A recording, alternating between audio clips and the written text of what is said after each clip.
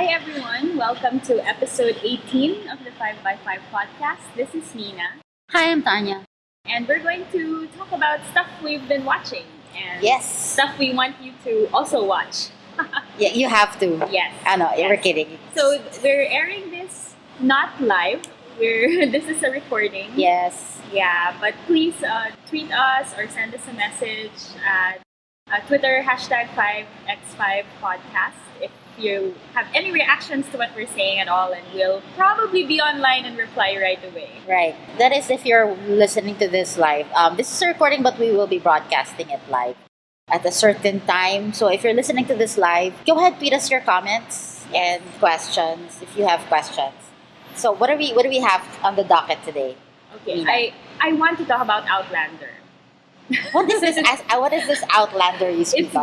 It's been a while since our last podcast, and this show is something I discovered in the meantime, and we should talk about it. Okay, so Outlander. Outlander started as a series of books by Diana Gabaldon. It's eight books now in the series. I Oh, think. 8, wow. 8 books now, yeah. 8 books in the series, but the first book is called Outlander. It came out in the 90s. And it's a historical romance. It's a time travel historical romance. It's set in the 1940s, right after World War II. And it's about a World War II nurse named Claire who, through a mystical accident, ends up in 1740s Scotland. She's a British nurse. She's married.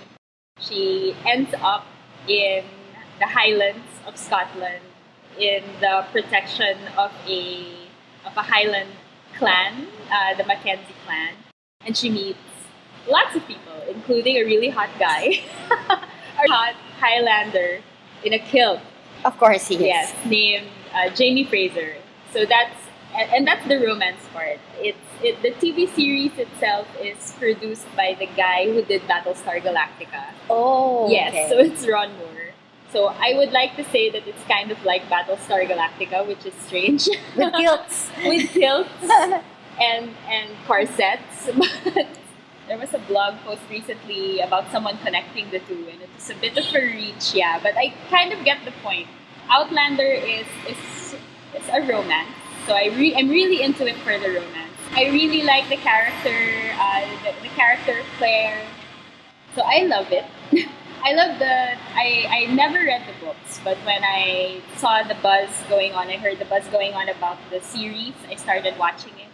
And first of all, I love so many things about it, and it's a lot of the things that I love about Battlestar Galactica, I guess. I'm trying to connect them now. It's okay, go on. Yeah. We support you. Because it's a very strong ensemble cast, first of all. They got actors I don't know, actually. I'd never seen any of them in previous shows. The lead who plays Claire, her name is Katrina Balfe. She's an Irish actress. And the guy they got to play Jamie Fraser, Sam Heughan, is a Scottish actor. I'd never seen them before. But I think that works. I think it works that there's no baggage, at least as far as the actors are concerned. They play their parts well. The supporting characters are fun. I've talked to people who've read the book, and they say that the series is a lot more political. So Because it's Ron Moore. yeah, And it's Battlestar so they can't help Galactica. it. The book and the TV series is kind of set in a time during a turning point in Scotland's history, especially for the Highlands. But apparently they're bringing a lot more of the politics into the TV series than the book did. So there's a lot of that going on. There's kilts. There's Also kilts. yes. There's an arranged marriage. There's the villains here are the English, and it's a lot of fun, and it's also very romantic. But what their cable network did in the US was they aired 8 episodes of the first season in the middle of the year, and then they stopped and said next half will be in April. So now we're in a period that we in the Twitter What do you call? Droughtlander. Yeah, okay. Droughtlander. Yeah, so we have 8 It's a thing. episodes of awesome, and then we have to wait until April to find out what happens next. But actually, if you've read the book, you know what happens next, and it's quite crazy. The rest that has to happen is quite crazy, and part of the fun, I think, is figuring out what they're planning to show and how they're going to show it, because it's quite controversial what is going to transpire. So that's the fun. I don't watch it, but I was like wondering because it's historical supposedly, right? And history is written by the victors. Yes. So most of what we know about history of Scotland and England is from the English perspective. So did you learn new things? I learned so much. I learned so much, and also because I like looking it up, because I guess that's the thrill almost of watching something based on a historical period, and you kind of know with some sense of dread what's going to happen, and it's introduced even in the series early on. You get a little bit of a history lesson in the series. Claire's husband is actually a history professor, so what she knows about the history of Scotland is through her husband, and he tells her, so spoiler, he tells her that there's this battle at Culloden Moor, and that's the turning point I mentioned in Scotland's history, where essentially the Highland clans are defeated in a very big way by the English. So it's the end of the clan system. It's the end of the clan, and so many of them died. And the period of the series where she travels back is 2 years before that battle. Oh, okay. So it's sort of building up to that. You kind of know that something bad is going to happen. They introduce early on. And even if you didn't listen to that part of the show, you could go to Wiki and see. You could go to any website and see spoilers for what's going to happen. So it kind of it infuses everything with the sense that they're underdogs, even though they're big, burly men with beards and kilts. But you know that they're gonna get defeated 2 years into the future. So it's kind of sad that way. Yeah. So that's Outlander. And there's also a hot guy. So Wait, is Jamie the only hot guy in that show? he's like the main hot guy, but are there semi-hot guys? but the fun thing is there's when you read the book, it's first person point of view. You don't really get to see other aspects of it and other just characters. from Claire. It's just Claire. So you can see it. The book is the story of her falling in love with this guy that she's forced to marry because she ends up in his time and needs to be protected by their clan. So forced to marry, right? Yeah. Air quotes. We're doing air quotes right now. Yeah. It's this big guy, red-haired, and is a virgin. So that's another. He is. Yes, he is. So they're arranged to be married. Wait, why do they not have? Do they not have women? They. My accent is terrible. If you were writing it, it would be obvious that lassies? you were doing. Yeah. Do they not have lassies? What was his excuse? He did have. There were women, but he actually is quite the gentleman, apparently. So he's done stuff with women, and also I think the history of his characters. He was in France with the army there, with the military there, and the women that he would have had access to were not the kind of women he would have wanted his first time. Okay. With, yeah. So he took a while. And then the opportunity to a woman wrote this book, right? Yes, she did. Yeah, so that's why. But there's a lot of that the romance in it. There's a lot of that going into it, and that's why it's popular as a romance. Because first of all, the guy is a virgin. The woman's experience, she's actually already married. The Jamie is younger than her, but also capable and competent in his own way. He's not a boy toy of sorts. He is, but but in a different way. If you need him to be. Entirely. But the cool thing, I guess, about the series is you would think that reading the book you would favor Jamie because of how he's described as such a hero. But the way the series is done is you kind of like the husband too. So Frank Frank, the husband, is played by Tobias Menzies. He was in Game of Thrones. Yeah. This British actor, really charismatic, really interesting. He's cool too. So you kind of feel for him. Yeah. Wait, that's weird though, because I saw parts of the pilot. Yeah. So he makes another appearance? He in 1740 Scotland, one of the English characters who's a villain. Yeah, played by it's the same actor. But yeah, the because they're supposed to be that's his ancestor. also, Yeah. but the husband himself, does he show up, the character? The Or- husband himself, does he travel back in time? No, does he or- show up in the series? Hindi na. He does. No, He does. He does. Okay. Yeah, that's the difference in the TV series. In the book, because it's Claire's point of view, as soon as he travels back in time, you don't see the husband anymore. Yeah, that's what I was expecting. Yeah, but what the TV series did was they actually started introducing what was happening to Frank. Oh, okay. While Claire was away. Kind of like real time. Yeah, so they're showing, and this was discussed, I think, later in the book or in the next books when they would actually talk about what happened while Claire was away. But the series was showing it pretty much in the same period. So Okay. he's searching for her. What he was feeling, that maybe. Of course, you don't think time travel when your wife disappears on you.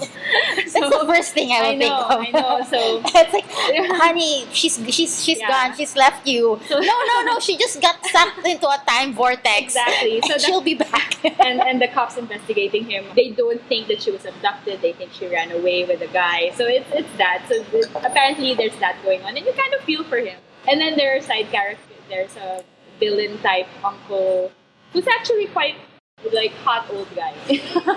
Very very distinguished hot old guy. So it's there's a lot of that going on. It's a good cast, and it's funny. The romance is slow burn.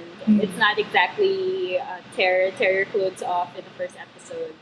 Not really. I mean, he gets his shirt torn off though because he's injured. Yeah. Yeah. I saw that part. Yeah. So that's exactly what happened.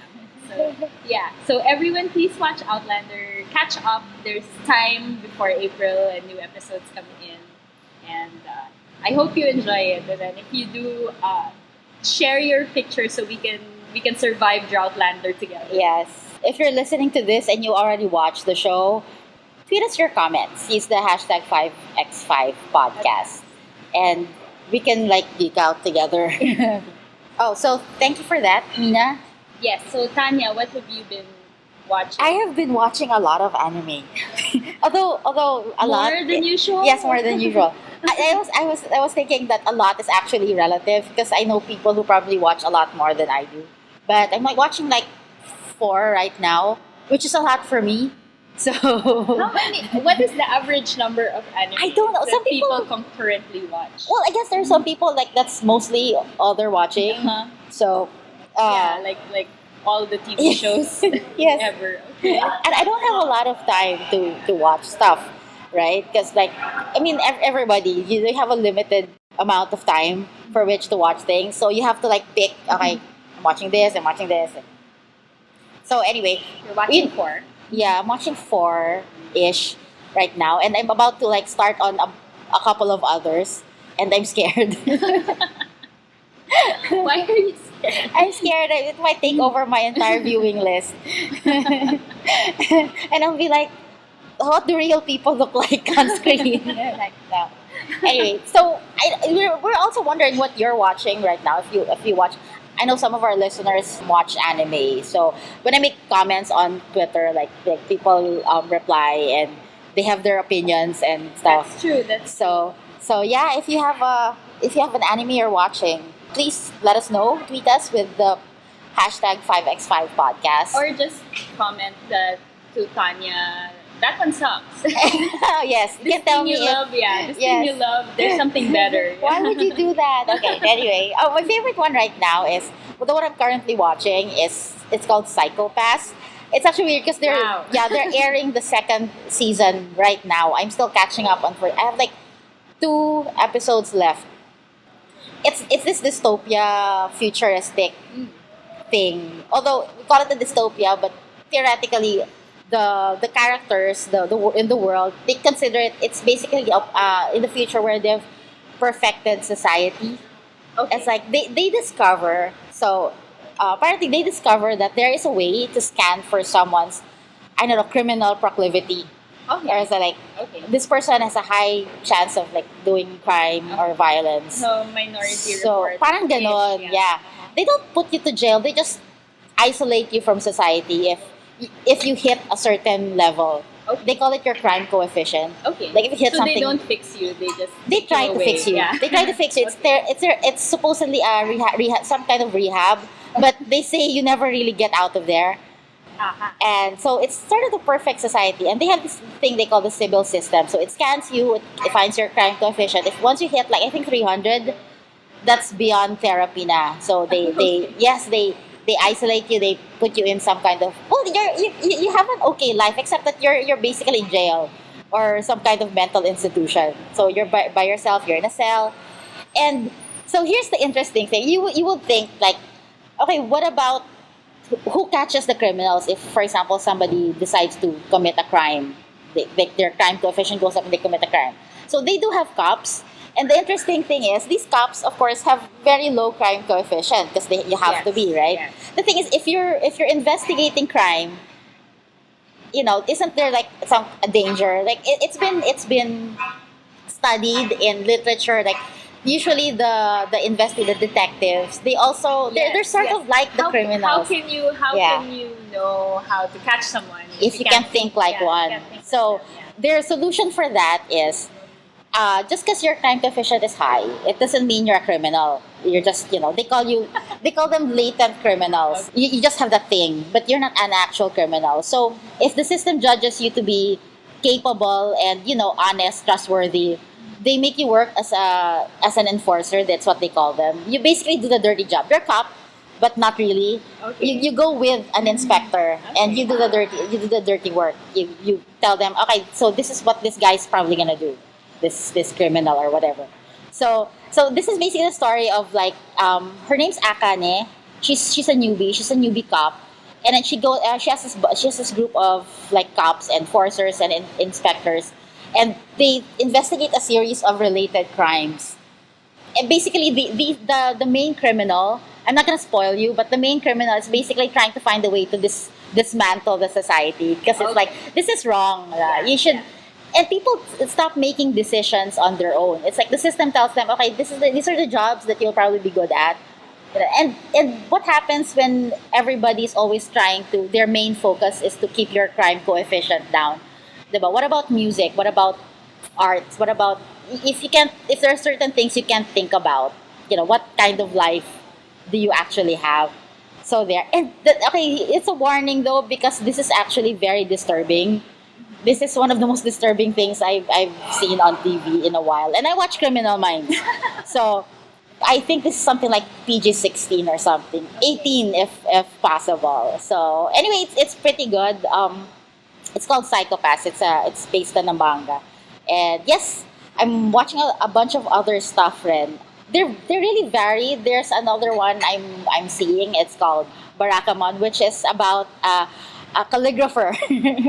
He sort of gets into trouble. Like a museum curator insults his work, tells him that this is very common and whatever, and then he punches him. So his dad's like, "Okay, go to this island and get a grip on yourself." So he goes there. So it's basically just his life in the island. He's just trying to rediscover his art and stuff. It's really sweet and fun, and there's like a bunch of kids in there. So. Okay, so it doesn't have to be sci-fi dystopia then to be an interesting. They're very anime. different. Yeah, Okay. they're actually really very different. The other one I'm watching is it's called Parasite. This is present day, but it's sci-fi. It's about this bunch of alien pod things that take over people's bodies. Oh, okay. And yeah, it's also disturbing, but not as disturbing as Psychopaths. Okay. That one's fun too. So yeah, I mean, anime. It's basically like TV shows. They're all like anime, but different genres. You just need to pick the one you like. When I was a kid, all I'd watch was Macross. Yeah, or or Voltes 5, the big Voltron. robot. Yeah, the big robot. The world has moved on. Yeah. From that. I don't know before, but it pretty much encompasses a lot of genres. I mean, there's romance too, I guess. There's one I'm watching. It's called Nozaki-kun. It's like monthly girls. It's about this kid in high school. He's a guy and he writes this romance manga under a pen name. Okay. And everybody like it's very popular. The thing is, the guy himself is like completely clueless about romance. So the whole thing is hilarious. And there's this girl, like, she was trying to confess to him that she likes him. And then he misunderstands and he thinks that she's just a fan and she wants his autograph. Oh. That's how clueless he is. Okay. So, and then she ends up working under him because apparently manga is complicated. Somebody draws the lines, somebody paints, and so she does one of those things. It's fun. So there. If you have, that's I can't talk more about it because I'm gonna probably go on forever. Special episode Yes. on all the anime Tanya would like you to watch.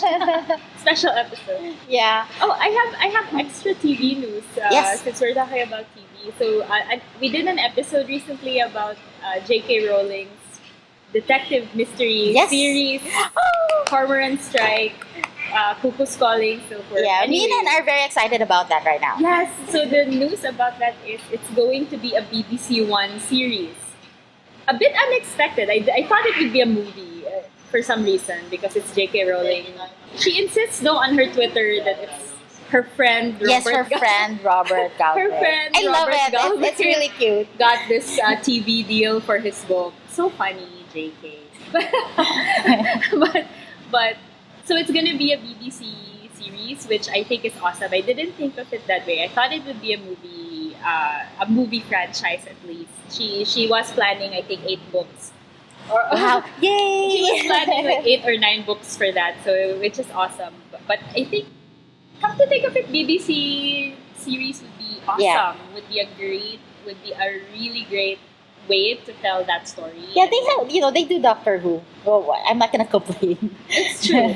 Yeah, and it's high society. It's high society London. Yes. I think they can do that well, I think. And I think Casting. We're now casting him. We're now casting Cormoran in our head. Yes. So the problem though with Cormoran is the way he's described in the book. Yes. If you really go by the book description, you're really gonna end up with a bear. Yeah, he's kind of big. And there's so much hair. So I'm appealing to BBC's casting to please ignore that part. You can't have that much hair on TV. Please. Basically, we're saying we want someone hot. Yes. Because in our head, I kind of have faith that they'll find a good Robin. But Cormoran, please ignore the description. Because he's kind of a loser, right? Yeah. It's like his life could have been cool, but no. But what I always go by when I read these things is how do people, it doesn't matter almost how the author describes the character. Sorry, Robert. Sorry, Robert Galbraith, but it's how people react to him, to the character. So Cormoran Strike, for example, has women falling for him, like models. Really smart, attractive women like this guy. So please, also rich women like this guy. And it's not he's a soldier.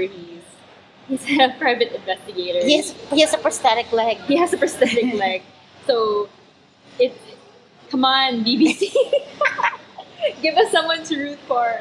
Now, if you guys have someone in mind, like an actor, if you have cast Cuckoo's Calling in your head, Cormoran Strike, please let us know who your casting choices are. Maybe we can help them out. Maybe we can help out. Yeah, let's help them out. We should come up with a hashtag for this. Yes. Right? In the meantime, put your comment on Twitter and use the hashtag 5x5podcast. And we'll discuss it. And I think that's it for this episode. We just want to invite you all, though, to a workshop that we're having next year. Well, next year is just a few weeks away. Yeah. On January 31, that's a Saturday, we're having an ebook formatting and publishing workshop. So it's a small class. It's going to be at O2 Space in Makati. That's on Amorsolo Street on Mylong. And the concept behind that workshop is if you're ready with your book, we're going Finished to... manuscript, Finished- preferably edited. Yes, Yes. edited, finished. The workshop starts at 8:30. We're going to guide you through the ebook formatting and publishing process to the point that by the end of the workshop, before lunch, you would have hit publish and your ebook would be available for sale within the day. So, yeah. Yes, this is Yeah. a good, this If is you're- exciting. yes, Especially if you're- it's never been published before. Yeah, so if you've written a book and you're ready to publish it, you just kind of don't know how and you have questions, and you're ready for January 31 to be your book's release day, check out our workshop. There are details at minaviesguerra.blogspot.com and also the Bronze Age Media Facebook page. Yes. So just look up Bronze Age Media on Facebook. We'll put links in the description of this Yes. this podcast. So check that out, January 31. Yes. But let's tell them about the print. The Yes, print and then workshop as well. once if you're ready for that, you might be ready as well for the print formatting and printing workshop. Yes. That's going to be a month later, February 28th, at the same location, O2 Space in Makati. So what's gonna happen that day is we're going to help you format your book for print and also set you up with affordable print-on-demand providers here in Metro Manila and also in the US. So you can have your print edition available within weeks of your ebook edition.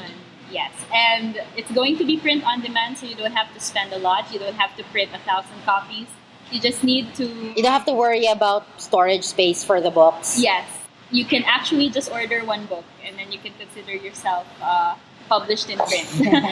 Yeah. But we will tell you how to do that and also how to sell those copies that you will be printing on demand. So that's on Feb 28th. Once you're ready with your book, just check out the links that we're going to share and join the workshop. Yeah. Great. Great. So thanks for listening. Yes, thank you for listening and join us next week for the next episode of the 5x5 podcast. Okay, thanks. Thanks, Mina. Thanks, Tania. Bye. Bye.